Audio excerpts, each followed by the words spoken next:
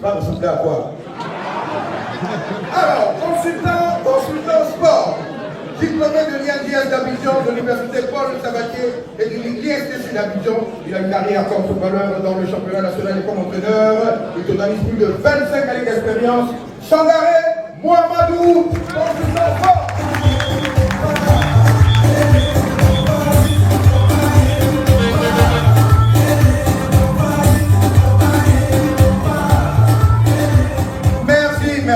Merci beaucoup. Opérateur économique, entrepreneur, ex-international ivoirien de football, ancien international, il a pendant 18 années donné de sa sueur pour le football de notre pays, une carrière de footballeur professionnel en Europe. Il a réussi sa reconversion comme opérateur économique, Monsieur Zoro Marc.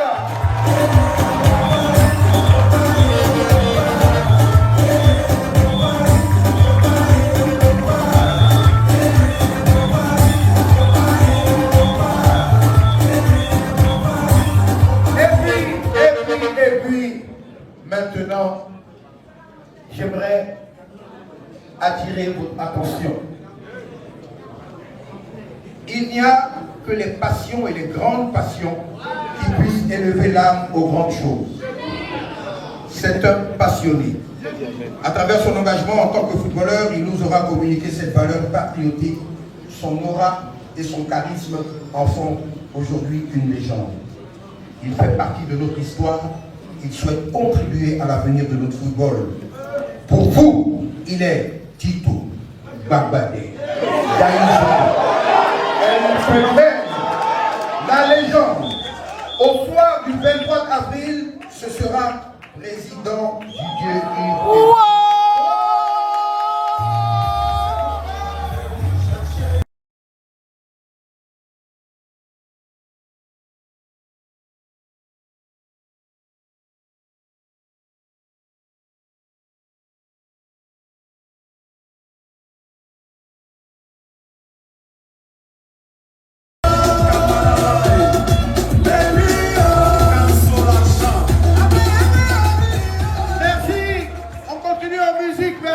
Merci beaucoup.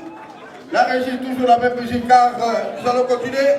On applaudit le COMEX, s'il vous plaît, du projet Renaissance. En musique.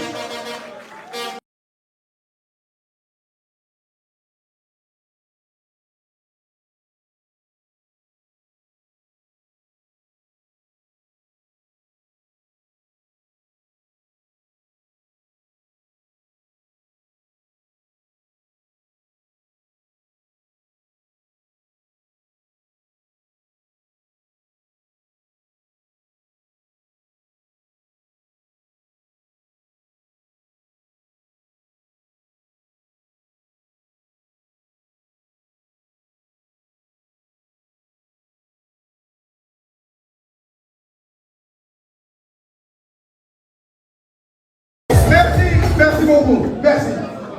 Avant de continuer, j'aimerais que les trombophiles fassent du bruit dans cette salle.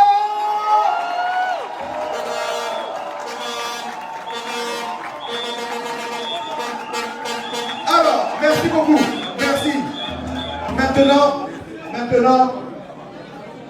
avant sa prise de parole et présentation de son projet, je vais inviter ton numéro jusqu'à fatiguer. Une voix que vous aimez beaucoup, qui va en présence de notre candidat qui va compter et raconter Didier Drogba, Monsieur Ricardo Saba. Applaudissements pour Ricardo.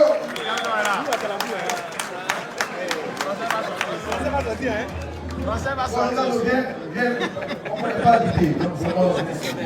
Là,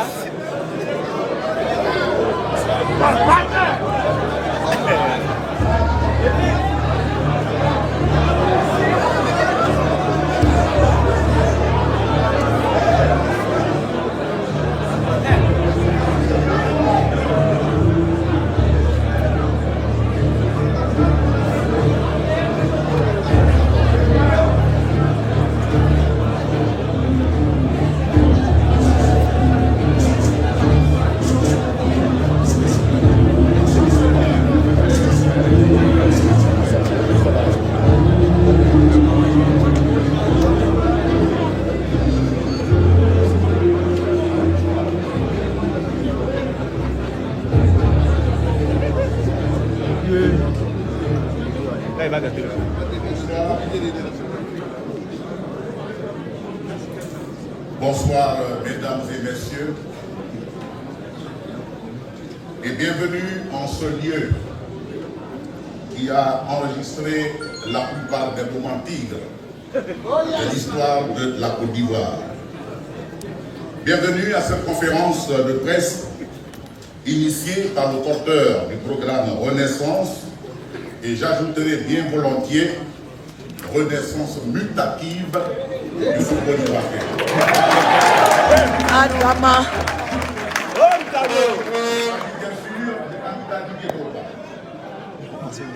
Officiellement,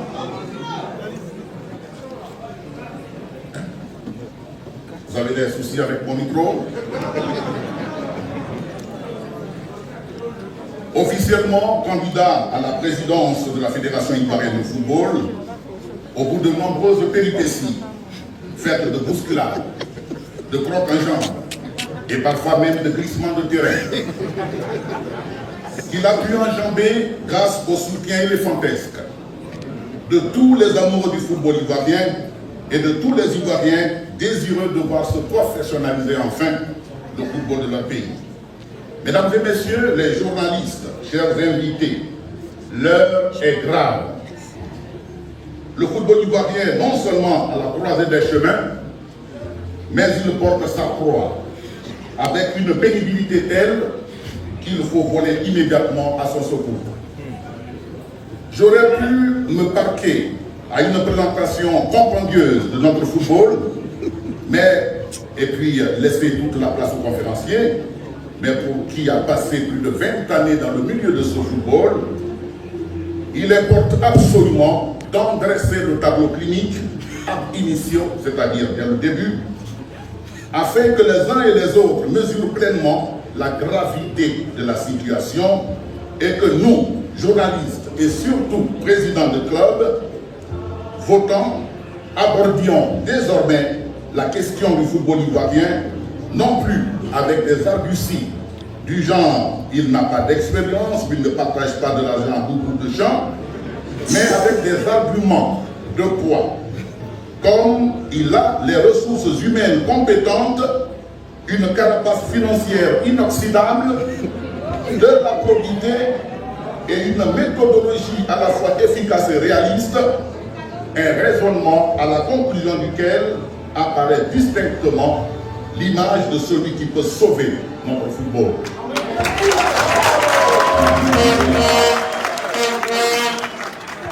Pour ce faire, vous voudrez bien m'accorder ce détour historique qui commence dans la capitale coloniale du Ghana, Cape Coast.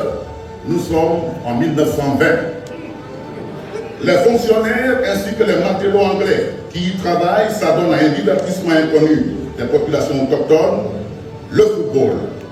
À cette période, la couronne royale britannique dépêche le professeur Britton à l'université de Cape Coast pour en initier les étudiants à la pratique du cricket, à l'époque sport de premier plan en Angleterre. C'est Britton qui crée parallèlement la première équipe de football du Ghana, Cape Coast Exception. Les indigènes, comme on les appelait à l'époque, sont fascinés par ce jeu et créent leurs propres équipes. Les matchs d'exhibition se multiplient et le football gagne le Ghana entier. Et ce sont les Nzima de Grand Bassam qui ramènent cette discipline en Côte d'Ivoire grâce à leurs contacts fréquents avec leurs frères ou cousins retenus au Ghana par les frontières coloniales. Naturellement, les premières équipes se créent à Grand Bassam dans les années 30. Paris Essor, le football bassamois, l'association sportive amicale bassamoise, avec bien sûr des garçons de l'époque comme Patrol, Modeste, Louis-Raji, Derneville, Gananut, qui font partie de l'Olympique bassamois. En 1938, il y a déjà la Coupe des colonies, et 10 ans plus tard, en 1948, avec la construction du stade Georges André, plus connu sous le nom de Géo André, le football ivoirien va marquer le départ de son essor. Des clubs naissent, ils sont à base corporatiste. La SFIA, l'association sportive des fonctionnaires indigènes d'Abidjan, l'USUFA, l'Union sportive des fonctionnaires d'Abidjan, et la PIC, la planification industrielle chrétienne. Les équipes sont également à base ethnique, le club sportif BT, l'USBLA, l'Union sportive bloc lagunaire, l'équipe des Évriers, l'étoile filante, l'équipe des Togolais, Providencia, l'équipe des Béninois, etc. La Côte d'Ivoire indépendante, en août 1960, il importe de formaliser ce secteur qui draine déjà des foules et alimente les passions. La Fédération ivoirienne de football s'y propose à sa création en novembre 1960. Je voudrais bien que vous reteniez les dates, afin que, quand je finis cet exposé, on mesure pleinement, comme je l'indiquais tantôt, le cœur qu'il y a, les plaies qu'il y a et qu'il faut soigner aujourd'hui.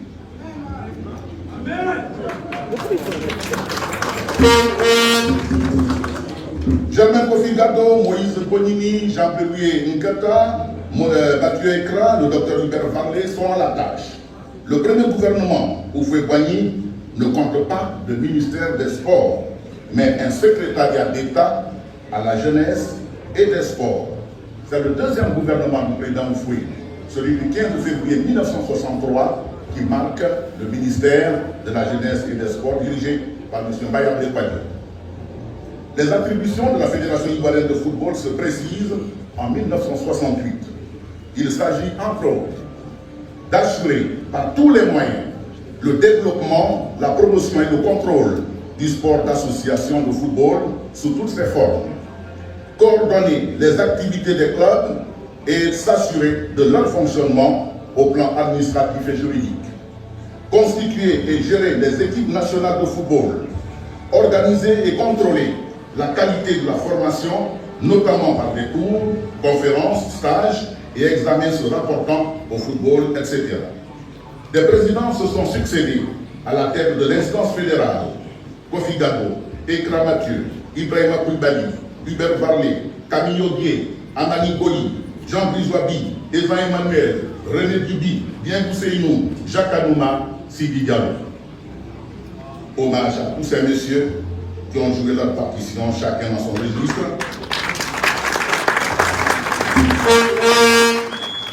Mais quel héritage nous ont-ils légué? Plus de 60 ans après la création de la FIF, je parlais sur une chaîne de télévision de nos infrastructures sportives. Et je disais avec quelques points d'ironie, je parlais du stade Imam Ali Timité de Bamboukou, qui a abrité la finale de la Coupe nationale de 1971 entre le Sporting Club de Gagnois et le stade d'Abidjan.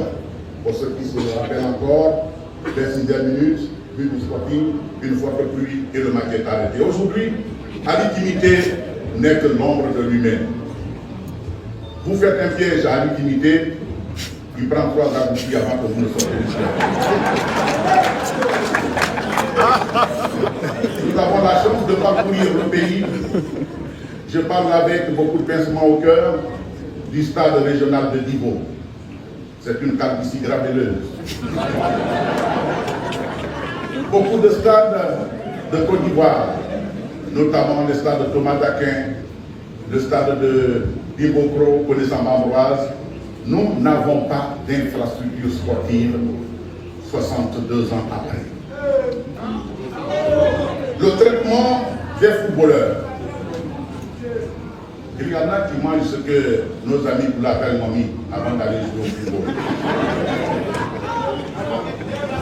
Mais c'est sûr.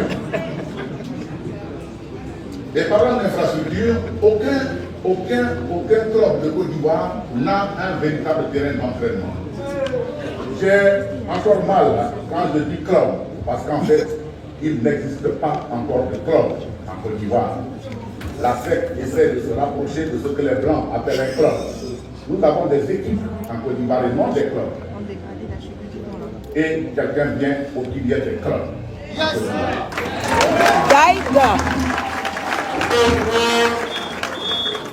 Il y a une équipe dont je tairai volontairement le nom, qui faisait le tour d'Abidjan pour s'arrêter, voir là où il y avait un espace de dégarni pour s'entraîner. Et ce jour-là, malheureusement, au PK17, les deux avaient dévancé les joueurs et Et il s'était installé sur le stade. Pourquoi il fait ça? Ce jour-là, Oh, Dieu. Ricardo Zama. Vraiment. encore cette histoire du stade d'Abidjan. La deuxième équipe a gagné la Coupe d'Afrique des clubs champions en 1966, le 25 décembre précisément, après l'Oris de Douala en 65. Le stade d'Abidjan s'entraîne à Edimpe, non pas le stade Alassane Ouattara, mais le stade du village d'Edimpe. Et quand ils ont envie de faire pipi, excusez-moi, c'est chez mon ami qui vont dans sa cour pour le faire. Le stade d'Abidjan. Dois-je m'appesantir sur le traitement des footballeurs? Chacun de nous sait comment ils vivent. Ils font des matchs, on leur propose des primes de victoire. Et après ces victoires, on les fait attendre des nuits entières. Et le président arrive, nuitamment, on va dire, sur la pointe des pieds, et il le tire au sort pour donner 25 000 à ceux qui ont été votés par le sort. Les autres auront leur marabout pour qu'ils soient sur la liste prochaine.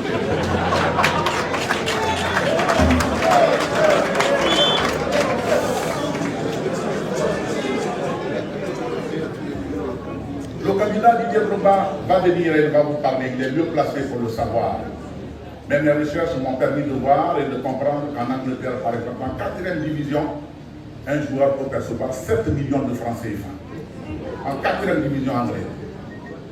Ici, on n'a pas 25 000 francs.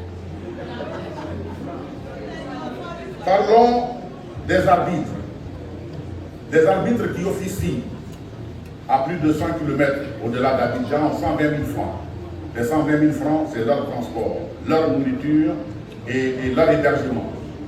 Les tenues qu'ils portent sur les stades, ce sont les arbitres eux-mêmes qui les achètent. Ils n'ont pas d'assurance.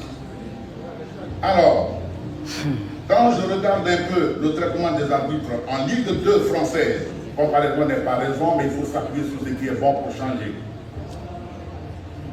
Ça fait 1 222 885 francs le mois et 2 48 840 francs s'il a fait ses 2 matchs mensuels.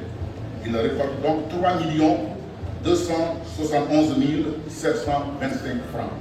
Alors que celui de Côte d'Ivoire a des 120 000, desquels il faudra soustraire ce qu'on laisse à madame parce qu'on va en mission, le transport, négocier, l'arbitre national que tout le monde voit à la télévision, il joue les apprentis où on trouve un tabouret pour l'insérer dans les rangs parce qu'il va payer demi-tarif pour qu'il puisse aller là où il va. En Angleterre, la profession d'arbitre est bien entendu structurée. Et les professionnels gagnent au moins 15 720 000 francs par mois, hors prime des matchs et des classements. En Espagne, ils encaissent 10 916 660 francs par mois. Si on ajoute des primes annuelles à l'image, ce qu'ils appellent primes annuelles à l'image, cela fait 7 860 000 francs.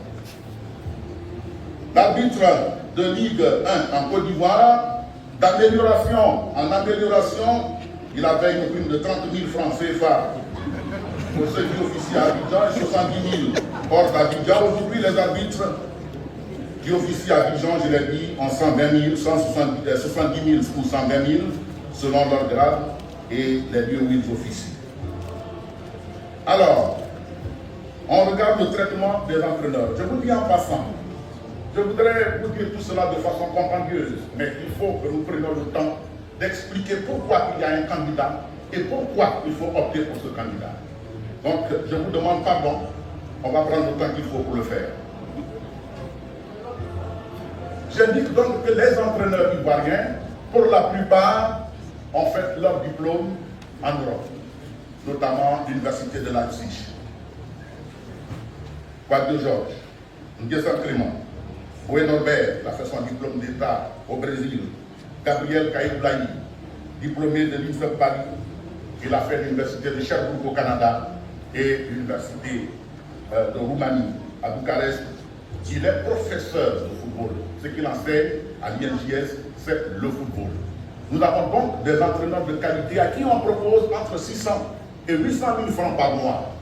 Mais quand ils tiennent les clubs, après plusieurs victoires ou après quelques défaites, après des mois de salaire impayé, on les appelle pour leur dire insuffisance de rendement. Monsieur, on vous lâche. Parce que justement, on ne peut pas payer leur salaire. Je voudrais vous dire, je ne voudrais pas trop faire de comparaison, mais l'entraîneur le mieux payé au monde, aujourd'hui, c'est Diego Simeone. Il a plus de 2 milliards de francs CFA par mois, entraîneur de football. Diego Simeone. Plus de 2 milliards de francs par mois en tant qu'entraîneur. Vous n'allez pas me dire qu'il a fait ses diplômes dans l'au-delà. Ah, Dama.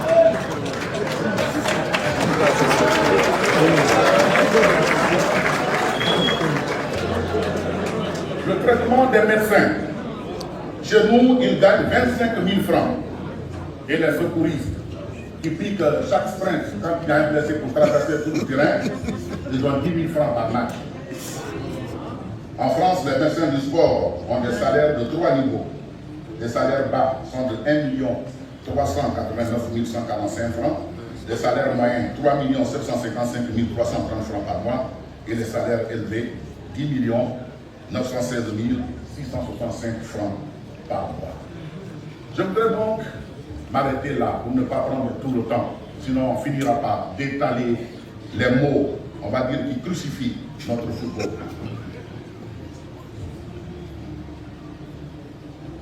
Alors, au bout, comme portée, on va dire, par ce que j'appelle toujours, parce que les mots en français c'est la beauté de la langue française, je ne vais pas vous entraîner dans les catacrèses en difficulté de cette langue. À leur place, il faut les utiliser. Et donc, ce que je désigne toujours par ce message apotropaïque, celui de la renaissance mutative. C'est Didier qui nous a mis dans ça. Dieu nous envoie en son temps exact le Messie du sérail, combat et de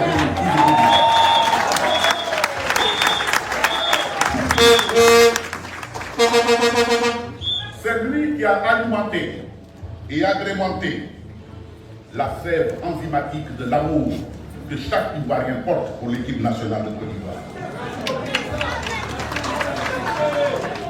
Au-delà, c'est lui qui, pendant que les armes crépitaient en Côte d'Ivoire, a porté le message conjuratoire et propitiatoire pour une paix durable dans notre pays. C'est ce même 18 11, alors qu'il pouvait se prélasser enfin de ces moments de braise dans les stades pour jouir pleinement et paisiblement de ce que le football lui a apporté, initie cette mission sacrificielle, celle de sauver le football ivoirien.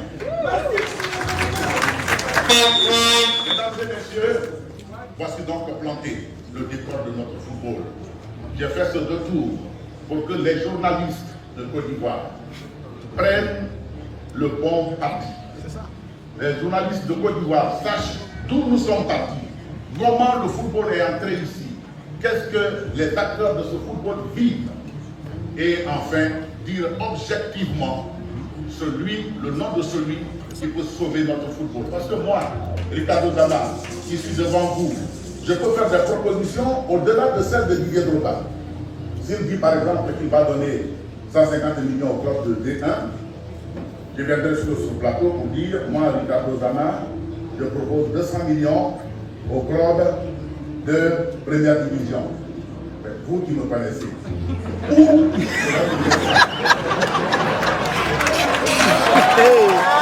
c'est ça la vérité.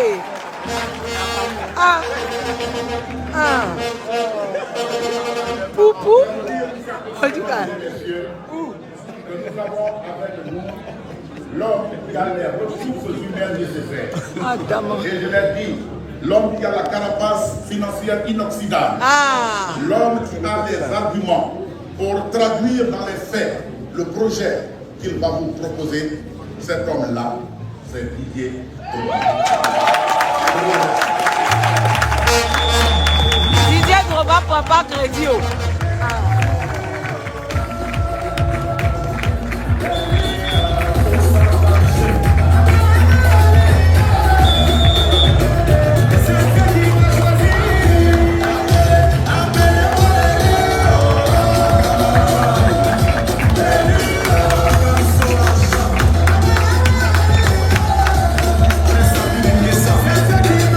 Merci beaucoup. On applaudit très très fort cette contribution signée Ricardo Zama.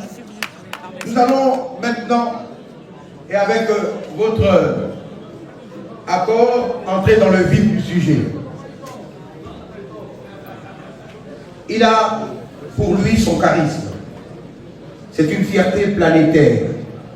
Il porte en lui un projet et avec ce projet, il a su s'entourer d'experts en management. Pour vous, acclamons pour la présentation de son projet Renaissance, votre fils, votre frère, notre légende, Didier.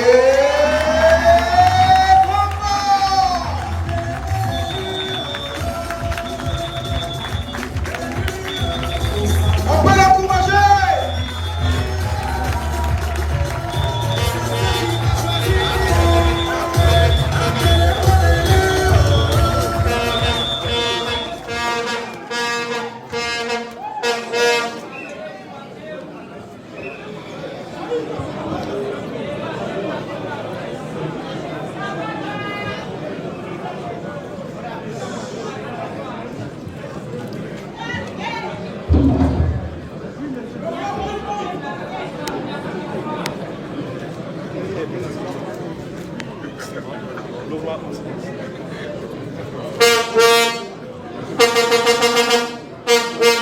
Mesdames et messieurs,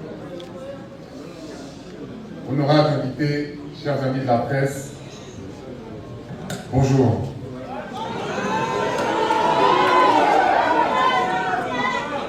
Je voudrais adresser mes sincères remerciements à toutes et à tous pour avoir répondu présent à notre invitation. À cette conférence de presse qui marque le lancement officiel de la campagne pour l'élection à la présidentielle de la Fédération ivoirienne de football. Je suis particulièrement heureux que vous soyez venus aussi nombreux à cette rencontre importante. Signe de l'intérêt que vous accordez à cette élection qui, depuis le début, déchaîne tant de passion. C'est avec une joie immense que je me tiens devant vous ce jour et avec une grande fierté que je viens vous présenter les membres de mon comité exécutif.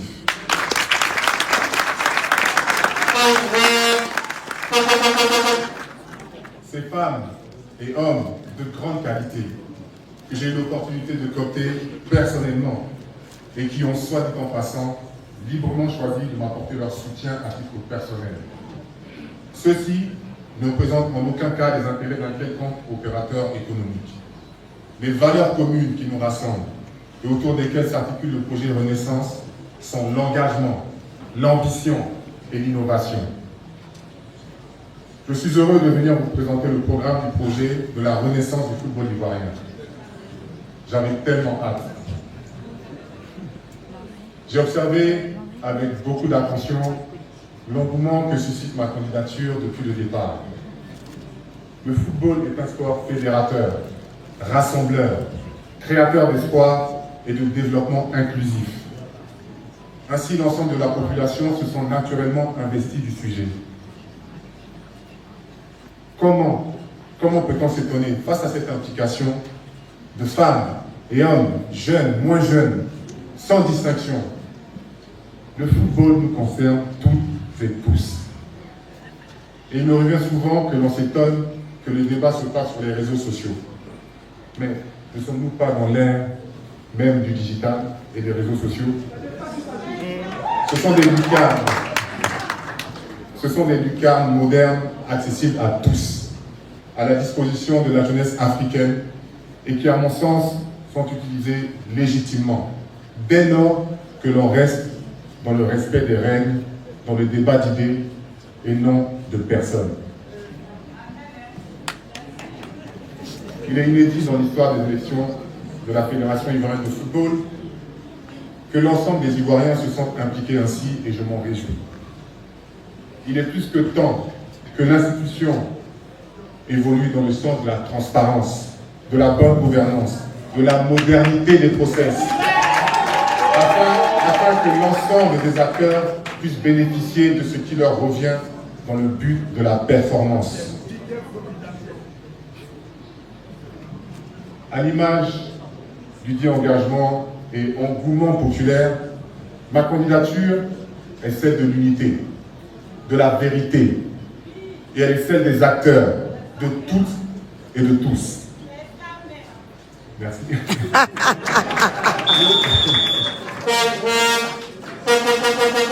Le prérequis indispensable quant à l'avenir du football ivoirien est bel et bien l'unité. En effet, une atmosphère de discorde et de mésentente, telle que celle que nous connaissons depuis de trop longues années, n'est pas favorable à la réussite, mais plutôt à l'échec. Et je veux unir et réunir autour de valeurs de paix, de travail, des valeurs fondamentales du sport et du football en particulier. C'est un sport d'équipe et de fédération, sans mauvais jeu de mots bien sûr, et c'est dans ce sens que je souhaite œuvrer. La motivation même de ma présence au sein de cette aventure est naturellement et avant tout une idéologie, une cause, un sacerdoce. Je viens avec la conviction profonde qu'il est urgent de revenir à des valeurs simples et évidentes. Il est urgent de se tourner vers le côté humain, bien avant de songer au développement plus général de l'institution de la FIFA. Les acteurs du football ivoirien sont piégés par un système qui leur fait accepter l'inacceptable.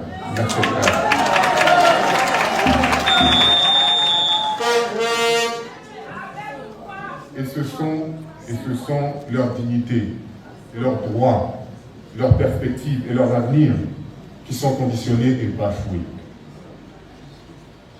On a voulu tous nous convaincre que tout ceci était normal, mais il n'en est rien. Ce n'est pas normal. Et je suis conscient que le changement fait peur. Il est toujours délicat et difficile de briser les habitudes. Mais lorsqu'on parvient à un éveil des consciences, il est ensuite aisé de s'habituer à vivre mieux et à se conformer à ce qui est juste.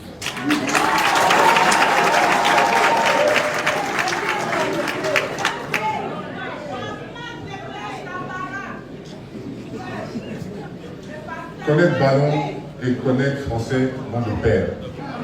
Merci.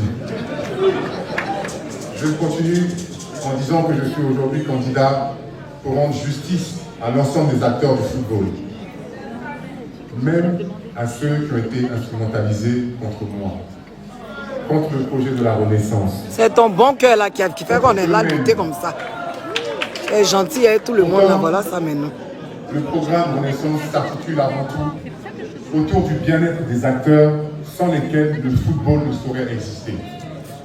Les présidents de clubs, personnages centraux dans le dispositif, à qui je souhaite donner les moyens nécessaires afin qu'ils insufflent de nouveau un sentiment d'espoir, d'apaisement, de performance et d'excellence à l'ensemble des maillons de la chaîne.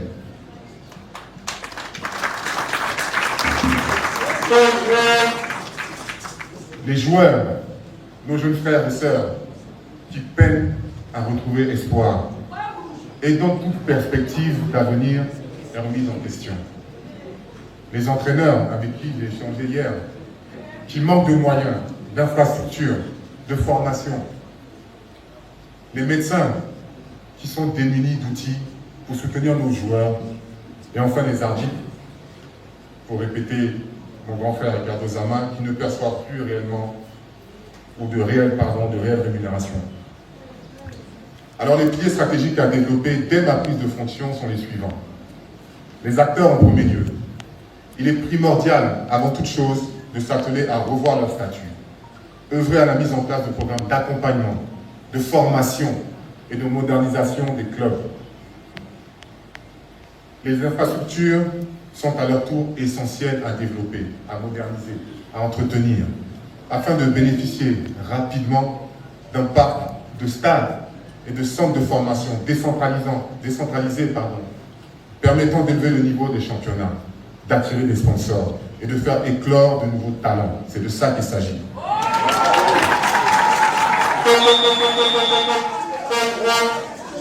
Le cadre légal et l'économie de l'industrie est un point important, puisque le secteur évolue et les textes ne sont pas suffisamment mis à jour.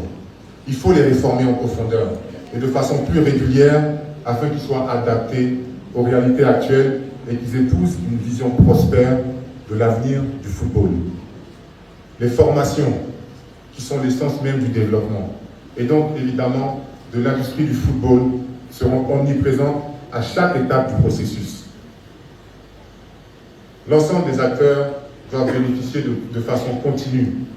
Pour ce faire, je suis déjà accompagné par de grands professionnels ivoiriens et internationaux qui sont à notre disposition pour nous donner tous les outils nécessaires afin de nous moderniser davantage.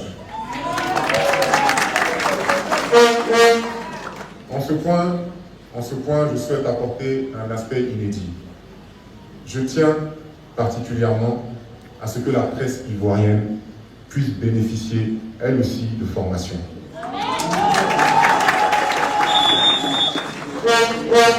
Car c'est un travail d'équipe. Et sans vous, chers amis de la presse, comment relayer les résultats de nos championnats? Comment faire la promotion de nos joueurs, de nos talents? Nous sommes ensemble. Il faut absolument vous impliquer. Parce que vous êtes effectivement, comme je viens de le dire, porteur de messages. Et c'est en cela que le secteur pourra retrouver la place qui est la leur et qui vous revient au sein de cette grande famille du football et recevoir l'information de manière aisée. Pour ceci, des outils modernes seront mis à votre disposition.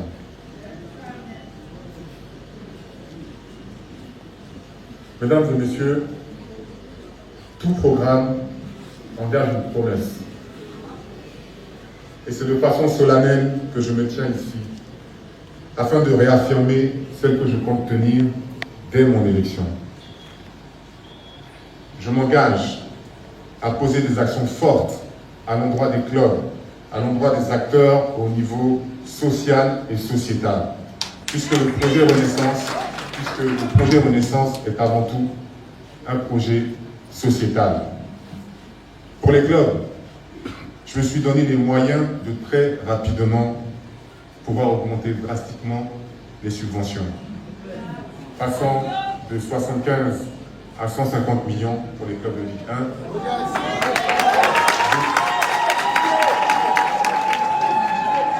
1, de 20 à 50 millions pour les clubs de Ligue 2,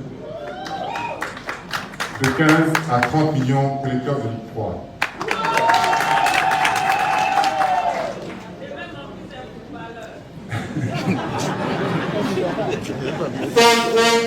Ceci leur permettra d'être réellement autonomes et de pouvoir fonctionner correctement avant même que de nouveaux avantages liés aux sponsors et autres leviers leur soient mis à disposition. Je voudrais rajouter aussi que des changements seront apportés dans les mois à venir, dans les années à venir, pour que le championnat de Ligue 1 puisse passer de 14 à 16, voire 18 clubs dans l'avenir. Que la promotion de la deuxième division à la première division et de la troisième division à la deuxième division se fasse au mérite en participant à des playoffs, ce qui va donner beaucoup d'animation dans notre pays.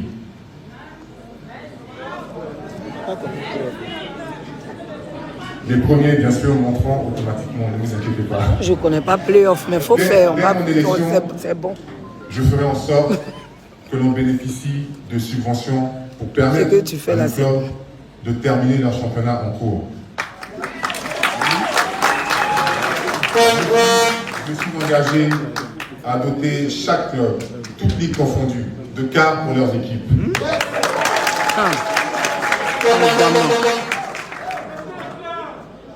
En effet, il faut être cohérent. Le désir qui m'anime de décentraliser le football sur l'ensemble du territoire ivoirien ne peut se faire que si les moyens sont donnés aux clubs de se déplacer aisément. Et ce sera donc le cas. Un cahier des charges comprenant des objectifs précis sera rédigé afin de pouvoir moderniser le fonctionnement des clubs. Il faut les réformer en profondeur afin qu'ils soient adaptés aux réalités actuelles et qu'ils épousent une vision prospère de l'avenir du football. Excusez-moi, mais je ne sais pas à qui ça appartient, mais je peux... C'est à vous? Vous voulez que je le place comme ça, vous faites vos photos? Non? Je le garde quand même. Donc oui. Les coopérations régionales, merci, et internationales doivent être incluses en priorité dans ce processus de modernisation. Celles-ci doivent être mises en place en lien avec les vecteurs de formation, de développement des infrastructures et de partenariats de haut niveau. Enfin, dans ce contexte inclusif et participatif, la mise en place d'un espace de travail collaboratif sera offerte immédiatement, afin de pallier à l'absence de sièges et de services administratifs pour la majeure partie des clubs. Pour les acteurs, par le biais de ma fondation, mais aussi par le biais de partenaires stratégiques et historiques, je compte mettre à disposition des plateformes permettant des formations à distance, par le biais de séminaires, par le biais aussi d'alphabétisation numérique par exemple, et de modes de haute qualité. Cela permettra aux joueurs et acteurs en général de pouvoir préparer sereinement leur après-carrière. On n'en parle pas beaucoup, mais c'est très important l'après-carrière. Et je suis très engagé. Après-carrière qui rend les gens aigris là. Le monde évolue considérablement dans ce sens. Après-carrière aigri là. La place des femmes est centrale dans le développement de tout projet.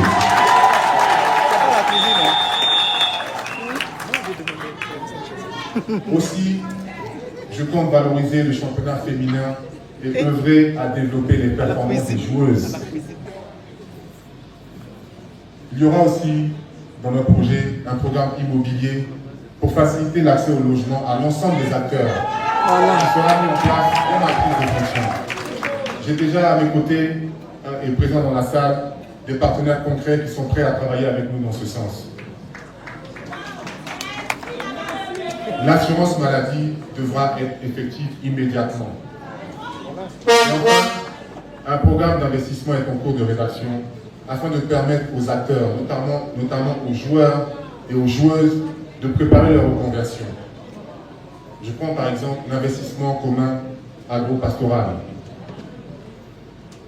Honorables invités, mesdames et messieurs, chers amis de la presse, à ce stade de mon propos, je tiens à vous réitérer tout mon engagement fraternel, toute ma détermination à accompagner humblement le football ivoirien vers de nouvelles heures de gloire. La Côte d'Ivoire est une grande nation et nous sommes depuis plusieurs années dans un processus de développement et d'émergence. Il est urgent que le football, vitrine incontournable de notre drapeau, soit à la hauteur des ambitions économiques et sociales de notre pays.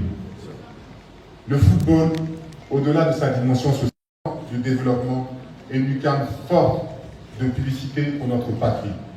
Ensemble, tous ensemble, remettons-nous au travail humblement, dans un souci commun d'excellence et de performance, afin que les générations qui nous succèdent puissent retrouver l'espoir et les valeurs de fraternité, de courage, de bienveillance et de travail. Je vous remercie.